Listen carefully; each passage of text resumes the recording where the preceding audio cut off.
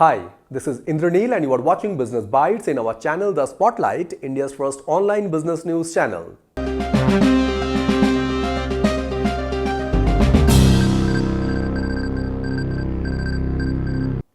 In today's Business Bites, first news we have, after rare earth magnet, now China halted shipments of specialty fertilizers to India. Second news we have, Panasonic Holdings downsized their consumer electronics business in India by exiting from refrigerator and washing machine. Third news we have, with rising geopolitical tensions, Sona Comstar plans to diversify operations and to double their share of revenue from Japan, China and India. Fourth news we have, Adani Total Gas and GOBP formed a partnership for distribution of fuel at retail outlets. And fifth news we have, digital lending startups facing slowdown in growth amid rising credit and operating expenses with tighter regulatory norms. In first news, after rare earth magnet, now China halted shipments of specialty fertilizers to India.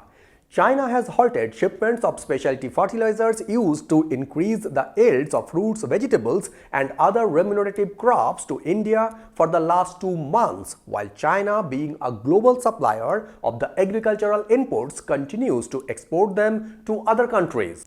China has been restricting the export of key raw materials such as rare earth magnets in apparent retaliation for tariffs and other curbs. On the other side, India mandates government approval for investment by countries that have a border with it, specifically aimed at its northern neighbor. That's against the backdrop of an escalation in tension between India and China over the past 5 years. India imports about 80% of its supplies of these chemicals from China, when China has been restricting supplies of specialty fertilizers to India for the last 4 to 5 years, while this time they put a full stop. Shipments from factories are subject to inspections by the Chinese government. It's not been inspecting shipments meant for India, using various procedures to block exports without imposing an express ban. In second news, Panasonic Holdings downsized their consumer electronics business in India by exiting from refrigerator and washing machine. Panasonic Holdings is downsizing in India by exiting loss-making categories like refrigerators and washing machines, where the Japanese electronics manufacturer has failed to gain significant market shares, when Panasonic is also shuttering the production line for these products at its factory in Jhajjar, Haryana, which is currently operating as a contract manufacturer for other brands. Currently, Panasonic's market share is just 1.8% in washing machines and around 0.8% in refrigerators. The company failed to gain more than 1 to 3% market shares in refrigerators and washing machines due to cutthroat competition from Korean brands LG and Samsung and Chinese brands like Haier.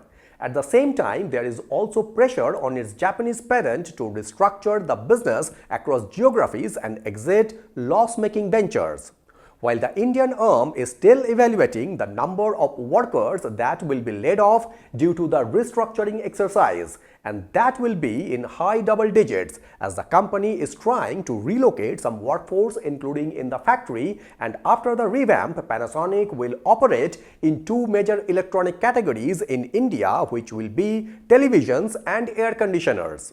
With this, Panasonic will sharpen their focus on residential and commercial ACs and TVs. In line with their global strategy and evolving market dynamics, Panasonic in India is rebuilding operations to focus on future-ready growth segments like home automation, heating, ventilation and cooling, B2B solutions, electricals and energy solutions, while Panasonic will support dealers in inventory liquidation and will continue to provide full customer service, including parts and warranty coverage.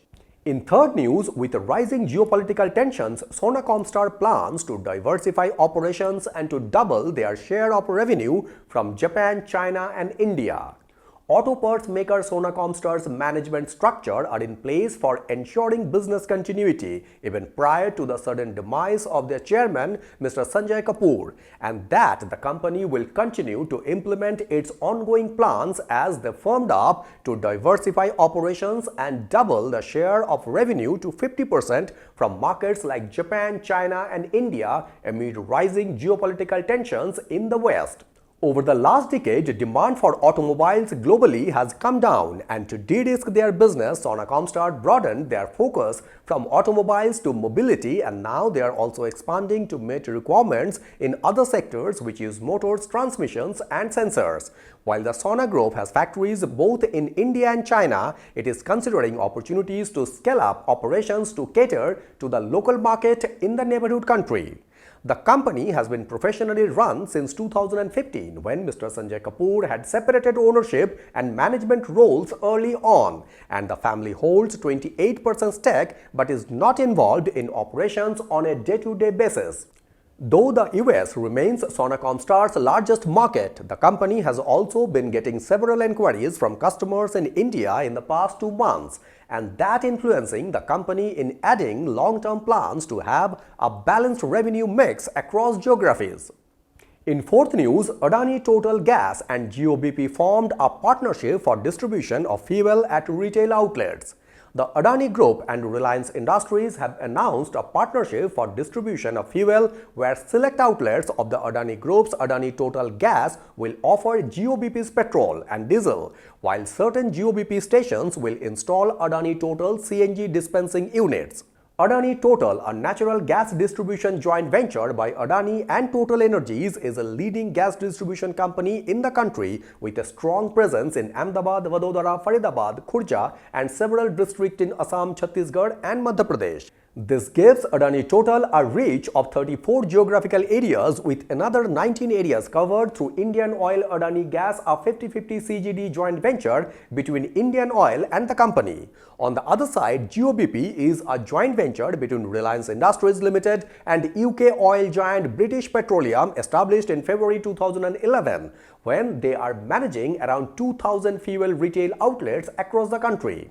Adani Total manages approximately 650 CNG stations, and the partnership is expected to provide access to high-quality fuels to all consumers, as the arrangement will be applicable to both existing and future retail outlets operated by the two companies. In March last year, Mukesh Ambani's Reliance Industries acquired a 26% stake in Adani Power's Mahan Energen for 50 crore for sourcing 500 megawatt of captive power from a 600 megawatt Madhya Pradesh plant under a 20 years agreement. So this becomes the second major collaboration between the two industrial giants, and this partnership will enable them to leverage each other's infrastructure, which is expected to enhance customer experience and offerings.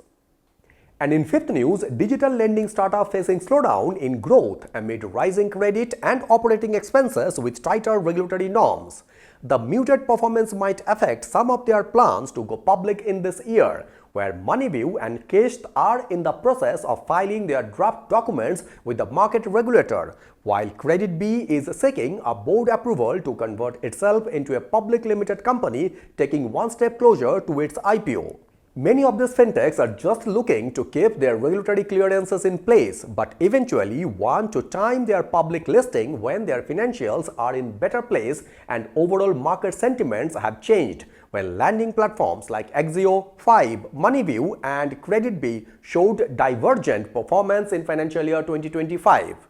Bangalore-based Credit B reported a competitive muted net profit growth of just over 10% in financial year 2025 at 221 crore, which is up from 200 crore in financial year 2024, while its operating revenue jumped 56% to 2,185 crore from 1,399 crore, a sharp 67% year-on-year increase in expenses to 1,890 crore in financial year 2025 dented the bottom line growth in Credit B, which offers unsecured consumer loans. Moneyview reported an improvement in the returns on its asset under management while it slowed down disbursement growth in the last fiscal. The Pune-based startup Five, which offers personal loans and instant cash loan, raised $90 million through a mix of primary and secondary funding in June 2024, nearly doubled their net profit to 100 crore in financial year 2025. Consumer lending platform Axio, formerly known as Capital Float, reported a pre-provisioning profit of 24 crore in the first half of the fiscal year 2025, which is down from 81 crore in financial year 2024, while Axio is in process of getting acquired by e-commerce major Amazon. So these were the top 5 business newses from Business Bytes in our channel The Spotlight, India's first online business news channel. I'd like to request you to please subscribe this channel so that you can have all the updates from our end. Thank you very much for watching Business Bytes and signing it off.